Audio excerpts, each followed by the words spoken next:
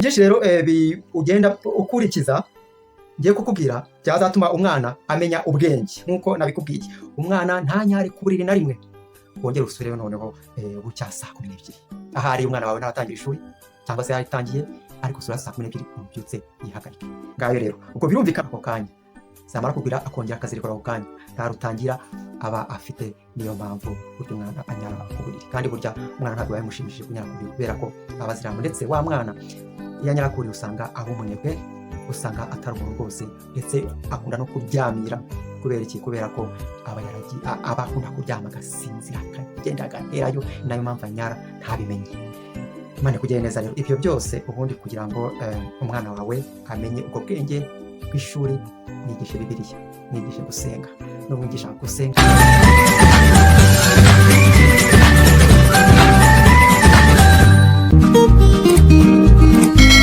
Yagushuje cyane mukunzi wa Master Chef TV2, yagushuje cyane nizere ko umeze neza aho uherereye hose. Ndi Master Chef John nkuko bisanzwe ngira ngo abenshi mwebwe mumenyereye kuri iyi channel, muramenyereye muri gahunda yo guteka.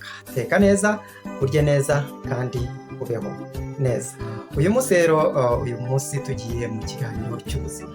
Muri ubeho neza uyu munsi ikiganiro cy'ubuzima tugiye kucyerekeza umwana cyane cyane wenda bwira wowe mubyeyi cyangwa se wowe ushinzwe kurera abana ndetse nawe ukunda kuba mu bana. Iki kiganiro ukitegereze, uzakitegereze mu minsi izaza kuko buriya akenshi ushobora kuba wowe wayigezeho aka kanya, hakaba n'undi wowe uzayigeraho mu bihe bizaza. Ikiganiro kizagufashe kandi uzakiteho kuko uzagikunda cyane. Ikiganiro cy'ubuzima rero ku mwana cyane cyane ku mwana unyara ku buriri. Hari ibintu byinshi wamukorera kugira ngo umwana wawe abeho neza, aba ari umwana utanyara ku buriri. Cyangwa murabizi ko abana bamwe na bamwe bakunda kunyara ku buriri. Icyo kintu gikunda kubaho ugasanga abantu bari kubura uko babyifatamo kubera umwana anyara ku buriri. Burya hari ibyo wakwita umwana wawe cyane cyane ko umwana uba umukunda ndetse n'umwana wawe akazishimira uburyo wamureze, uburyo witanze mu buryo bushoboka bwose kugira ngo agire ubuzima bwiza kandi abeho neza. Hari ibyo rero uzamukorera bituma rwose atazanyara ku buriri. Abantu benshi iki kintu ntabwo bakizi, ngiye kukubwira. Abantu benshi ntabwo bagisobanukiwe. Rwose ni umuti mwiza rwose wakora, umuti wowe ubwawe wakwikorera, atari ya miti yo kunywa, ahubwo ibyo wakorera umwana wawe neza kunyara ku buriri bikagenda. Ndetse iyo ubimukoreye bituma umwana amenya ubwenge, bigatuma umwana atagira ubunebwe. Wakunda umwana agira ubunebwe aryamye kubyuka wapi. Ibyo byose bituma rwose umwana atagira ubunebwe, ndetse bikanatuma umwana akunda ishuri. Ibi rero ngiye kubibwira wowe mubyeyi, wowe wabyaye umwana wawe cyangwa se ukaba ufite abana bawe, kuko burya abana bawe uba ubakunda kandi ukunda ko babaho neza mu buzima bwiza, akazabamo umusore cyangwa se inkumi nziza cyane kubera wowe. Akazamenya ubwenge bwo mu ishuri kandi ntagire ubute. Kugira ngo ukunda kubona abana bamwe na bamwe batabyuka ngo bajye ku ishuri, bakarira ugasanga baryamiriye kujya ku ishuri wapi. Ariko ibi byose nibikora umwana wawe rwose azaba umuntu utagira ubute kandi ukunda ishuri. Ndabwira rero umubyeyi cyane cyane kuko birumvikana, kuko waba warabyaye umwana wawe umukunda kandi nawe akazagukunda. Reka rero nawe umbwire, nawe mukozi cyangwa se wowe ureba umwana nawe birakureba, kuko burya abana aho bari hose hari n'igihe umwana yaba adafite umubyeyi ariko ukazamwitaho, akazakura neza ameze neza. Hari ibintu rero byinshi umwana wawe uzamukorera. Mbere na mbere umwana akivuka, kugira ngo murabizi neza ko umwana iyo avutse aba akiri uruhinja. Aho ngaho niho hahandi umwana umwitaho. Murabizi ko bamwe na bamwe baba bambaye pampers cyangwa se mwebwe bo mu cyaro hirya no hino mukamwambika amaranje cyangwa se utundi dutambaro runaka, bitewe n'uko umwana aba akiri uruhinja umubungabunga neza. Abakiri uruhinja umubungabunga neza. Ariko hari igihe umwana ageramo agejeje muri cya gihe cy'umwana wo kujya kuri po, cyangwa se wafashe umwana wawe yatangiye kujya mu bwiherero umujyanye umuhagarikiye cyangwa se umufashe umushyize ku bibero hasi akihagarika cyangwa se akituma, muri kiriya gihe niho noneho utangira ugafata umwana wawe neza akazagira bya bintu by'indashyikirwa byo kuzabaho neza kandi atanyara ku buriri. Hari ibintu byinshi rero ugenda ukurikiza ngiye kukubwira byazatuma umwana amenya ubwenge. Nk'uko nabikubwiye, umwana ntanyare ku buriri na rimwe kubera ko uba waramutoje ibyo bintu byose ngiye kukubwira ukabimutoza. Umwana ntagire ubute, kwa kuntu umwana yanga ishuri mu gitondo ari kubyuka mbese ari kubyanga, ariko nka kujya ku ishuri kubera yagize ubunebwe, kubera agifite ibitotsi. Ibyo byose ibyo ngiye kukubwira bizatuma rwose umwana ibyo byose bigenda kwa heri. Ikindi kandi umwana wawe bizatuma agira isuku, akure afite isuku bitewe n'ibyo ngiye kukubwira wamutoje. Ikindi kandi bizatuma umwana ataryamira, mbese abe wa mwana ubyukira ku gihe. Ikindi kandi nanone burya ngira ngo murabizi, abantu benshi kubera ko babiriwe barushye bakina, hari igihe arota akavugaguzwa nijoro bitewe n'ibyo yiriwemo. Ibyo byose ngiye kukubwira ibyo uzamukorera bizatuma ibyo byose bigenda, umwana wawe aryame neza kandi adasakuza.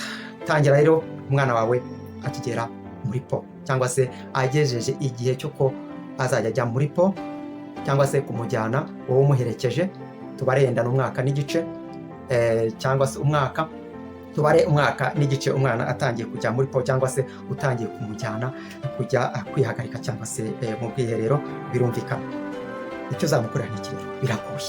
Biragoye wowe mubyeyi. Icyo ngiye kuguha, umuti ngiye kuguha uko uzabigenza, biragoye ariko nta kundi, kuko burya ibyo ugukorera umwana ubimukorera bizatuma umwana wawe agukunda, kandi nawe uzishima wishimire yuko umwana wawe ameze neza. Nubwo bizakugora mu gihe gito rwose, mu mezi atatu yonyine. Ibyo uzakora ngiye kukubwira bizaba bigoye cyane, ariko uzaba uri gukora ibintu byiza cyane kubera ko umwana wawe uzaba umukunda, kandi nawe umurera. Ndatekereza ko uwo mwana uba umukunda kugira ngo umurinde bya bindi byose nakubwiye hejuru: kutanyara ku buriri, kumenya ubwenge, gukunda ishuri, mbese akaba wa mwana ufite akanyamuneza kandi ukunda isuku bitewe nawe. Uti bimeze biti? Umwana wawe noneho rero atangiye kujya muri po, bitekereze, birebe cyane cyane wowe umufite, ndetse ndanabwira nawe uzamugira mu minsi iri imbere. Wowe musore, wowe inkumi, uzamugira mu minsi iri imbere. Icyo kintu uzakimenya, icyo kintu uzagitekerezeho. Ukibyara umwana wawe uzagitekerezeho, ndetse unakore share iyi video igere ku bantu bose, babimenye, babibone kandi bazacyiteho. Iki kintu nugikorera umwana wawe azamererwa neza. Umwana wawe akijya muri po, cyangwa se muri cya gihe kugira ngo umuherekeze ajye kwihagarika. Birumvikana umwana wawe aryama mu masaha ya saa mbiri. Reka tubare saa mbiri z'umugoroba.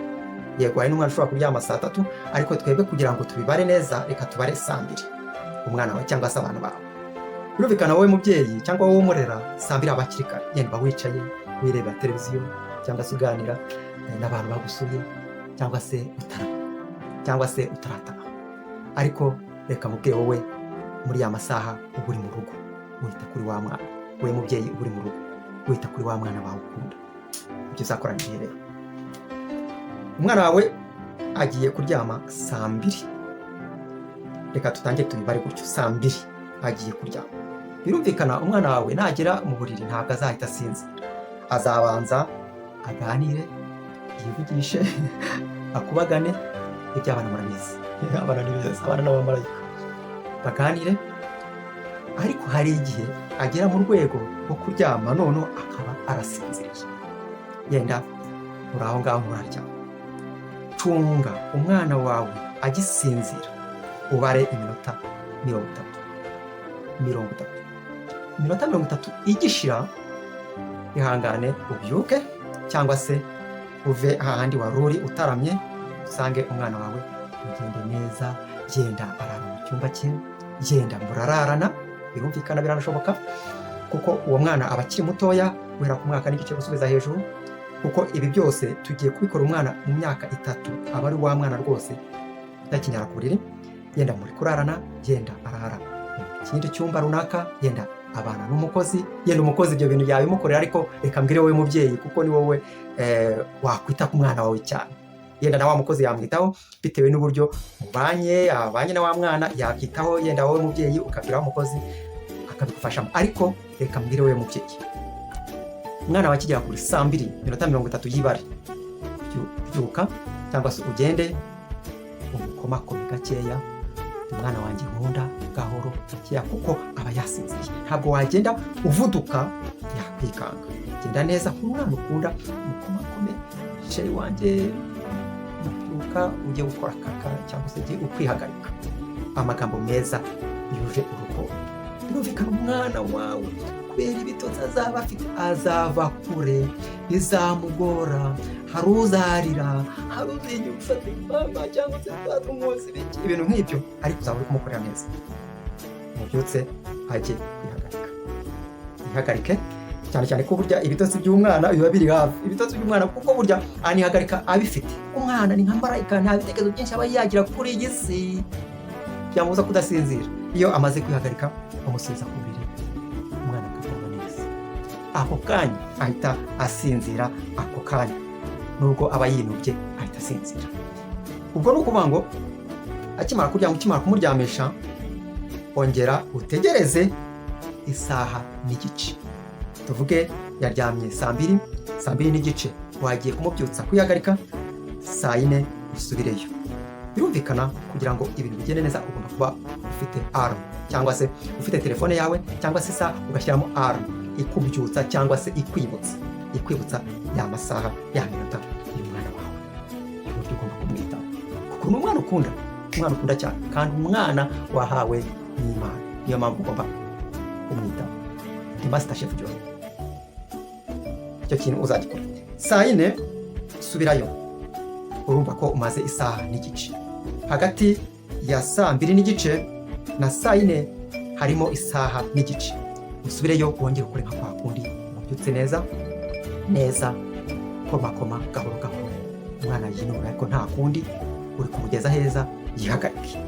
Wongere usubireyo 6:00 z'ijoro, yenda nawe waryamye none, ariko ibuka ya saha alarm yawe we wayishyizeho ikubyutse. Ugende 6:00 wongere umukomakome abyuke. Ubwo ni nyuma y'amasaha 2. Nyuma y'amasaha 2, kuko umwana buriya uko aba yaryamye, hari amasaha uruhago rwe ruba ruri gukora, inkari zikaza, noneho kubera ko aba agifite uruhago rwe rworoshye rugafunguka, akaba yakwihagarika ku buriri, ariko icyo gihe ziba zitarahwira. Niyo mpamvu rero ugenda ukamubyutsa ako kanya. Kandi impamvu nakubwiye iminota mikeya tukibanza, nuko umwana burya nibwo aba akirangiza kurya, nibwo aba akirangiza kunywa ibyo wamuhaye, kandi ntuzuye mu mwana ibyo kunywa kubera ko udashaka nyakuri. Muhe rwose hamwe nta kibazo, gusa wowe ukurikize iyi gahunda ndimo kukubwira. 6:00 z'ijoro rero usubireyo, umwana umukangure kwa kundi umwana yihagarike. Wongere usubireyo 9:00 z'ijoro. Birumvikana biragoye.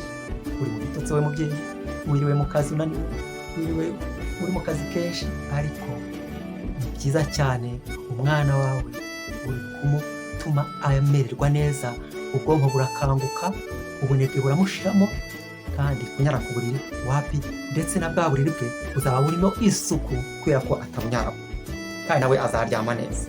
Bizamugora bikibanza, ariko azajya agenda abimenyera gahoro gahoro. Wasubiyeyo rero 9:00 z'ijoro, wamubyukije nabwo gake gake, gahoro gahoro, neza nk'umwana ukunda. Wongere usubireyo noneho bucya 12:00. Ahari umwana wawe ntaratangira ishuri cyangwa se yaritangiye, ariko usura 12:00 umubyutse yihagarike. Ngayo rero ubwo birumvikana ko mu ijoro rimwe nibura umwana umubyukije inshuro 5 biragoye, ariko ni inshuro 5 biragoye we mubyeyi, ndetse no ku mwana biramugoye, ariko nta kibazo. Ni byiza cyane ko ni umuti mwiza cyane. Ibyo byose bikore mu mezi 3.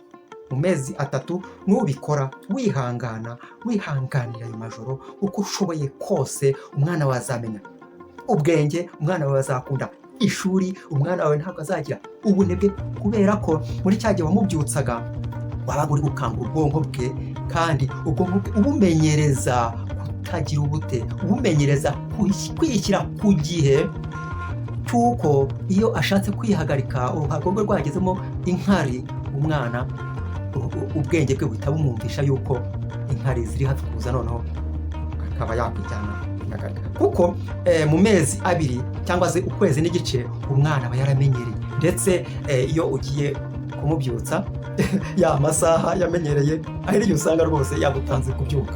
Hari n'igihe ugera muri cya cyumba cyangwa se niba murarana utangiye kumukomakoma akahita yibyutsa, kuko azi ko byanga bikunze gahunda ari gahunda, ndetse nta nubwo abakigora, ntabwo abakirira, kuko aba azi ko byanga bikunze ya saha igeze. Ndetse kubera kuryama heza atinyariye, niyo inkari zitangiye ziza ahita ubwonko bumwibutsa bati ugiye kunyara ku buriri, akadahikupa. Rimwe na rimwe hari n'umwana rwose utageza muri ya mezi 3 noneho atangira kuvuga ati papa cyangwa se mama cyangwa se kanaka ndashaka gukora kaka. Uko bimeze, kuko burya umwana yamaze kubimenyera rwose bigenda neza.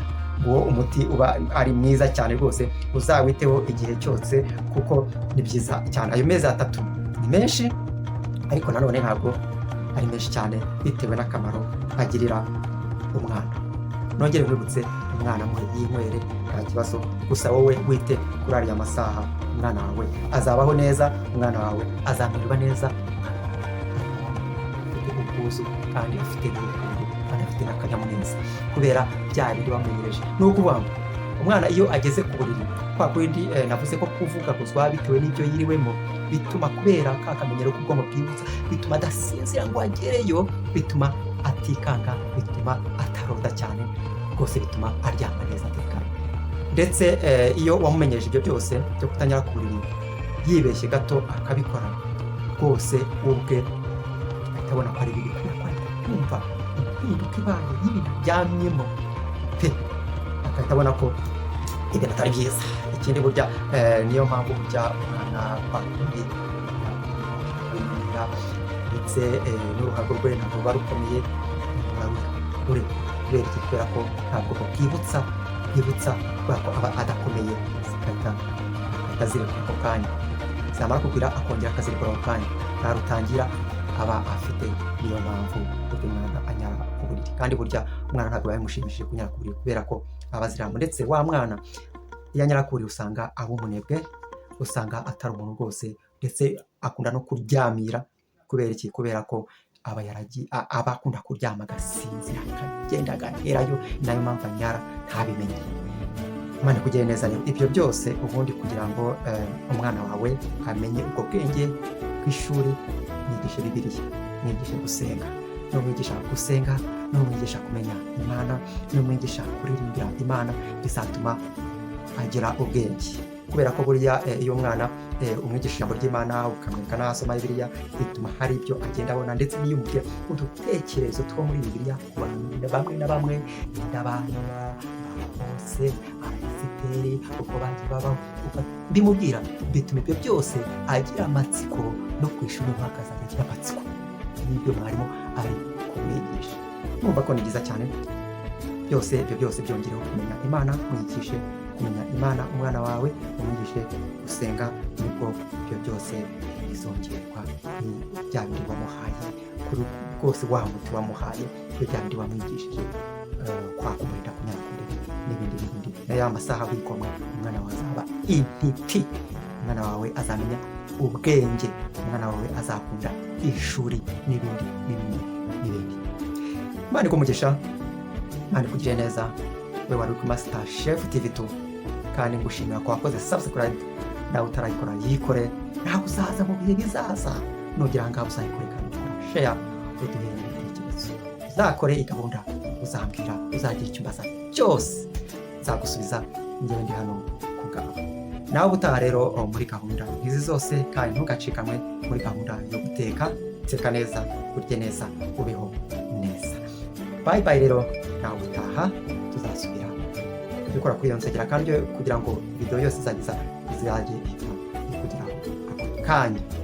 mwese rero ndabashimiye cyane cyane cyane cyane mwebwe ababyeyi muteze amatwi iki kiganiro, namwe basore namwe inkumi mutegura kurushinga iminsi iri imbere mukabyara abana beza cyane. Ndagushimiye cyane.